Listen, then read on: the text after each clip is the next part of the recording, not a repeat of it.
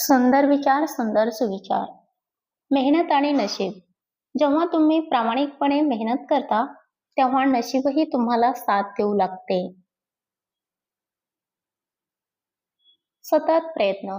यश हे अंतिम नसते आणि अपयश हे प्राणघातक नसते. महत्वाचे असते ते म्हणजे पुढे चालू ठेवण्याचे धैर्य. उंच स्वप्ने. उंच शिखरावर पोहोचण्यासाठी शरीर झुकल्याशिवाय पर्याय नसतो. तसेच यशासाठी नम्रता आणि कष्ट आवश्यक असतात.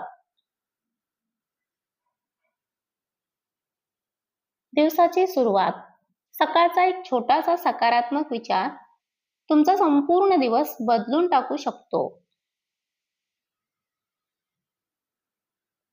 स्वभावातील गोडवा. स्वभावातील गोडी आणि जिभेवरील माधुर्य माणसांना जोडण्याचे काम करते.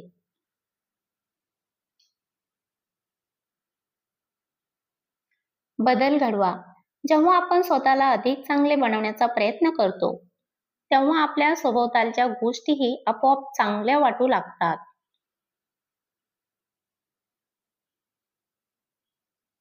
दृष्टिकोन. परिस्थिती चांगली किंवा वाईट नसते, तर आपले विचारच तिला तसे बनवतात. पैशाचे महत्त्व.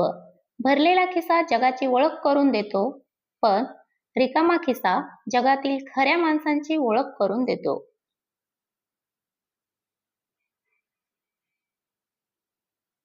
कठीण काळ. आयुष्यात कठीण काळ येतो, पण तो कायमस्वरूपी नसतो. त्यातून फक्त संघर्षाची प्रेरणा घ्या.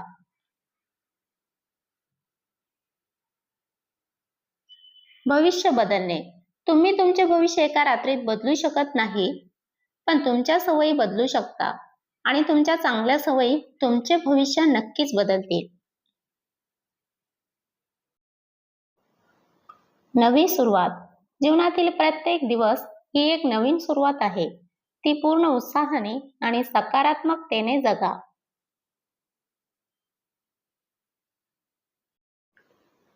जेव्हा आपण स्वतःपेक्षा अधिक चांगले होण्याचा प्रयत्न करतो, तेव्हा आपल्या सभोवतालच्या सर्व गोष्टी अधिक चांगल्या होतात.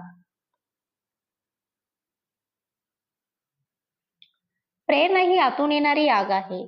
जर दुसऱ्या कोणी ती आग तुमच्यात पेटवण्याचा प्रयत्न केला, तर बहुधा ती फार काळ टिकणार नाही.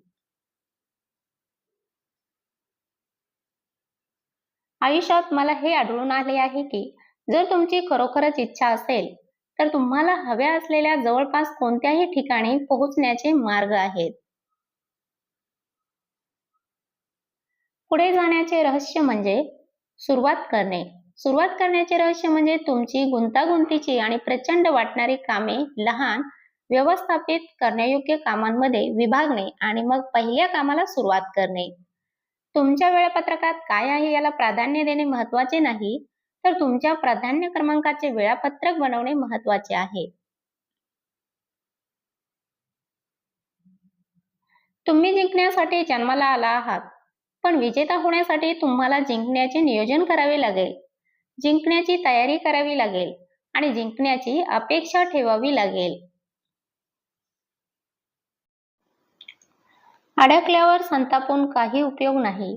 मी काय करतो की समस्येबद्दल विचार करत राहतो, पण दुसऱ्याच कशावर तरी काम करतो, हे समजून घेणे खूपच महत्त्वाचे आहे. तुम्ही दिवसभरात काय करता यावर विचार करा. काही साध्या निरुपद्रवी गोष्टी तुमच्या मौल्यवान वेळ कसा वाया घालवतात, हे कदाचित तुमच्या कधी लक्षातच आले नसेल. प्रत्येक दिवसाचे मूल्यमापन तुम्ही कापलेल्या पिकावरून करू नका, तर तुम्ही पेरलेल्या बियांवरून करा.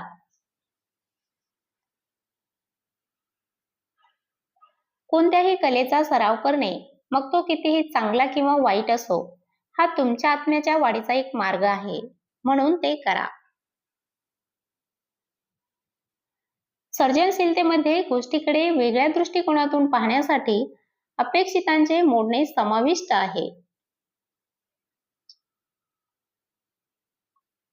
आपण अटळ गोष्टीच्या भीतीत आपला मौल्यवान वेळ वाया घालवतो.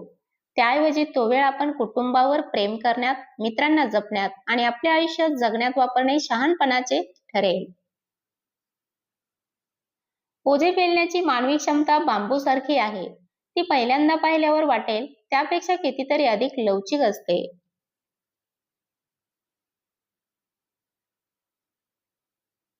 लवचिकता म्हणजे आपले नवीन वास्तव्य स्वीकारणे. जरी ते तुमच्या पूर्वीच्या वास्तव्यापेक्षा कमी चांगले असले तरी तुम्ही त्याच्याशी लढू शकता.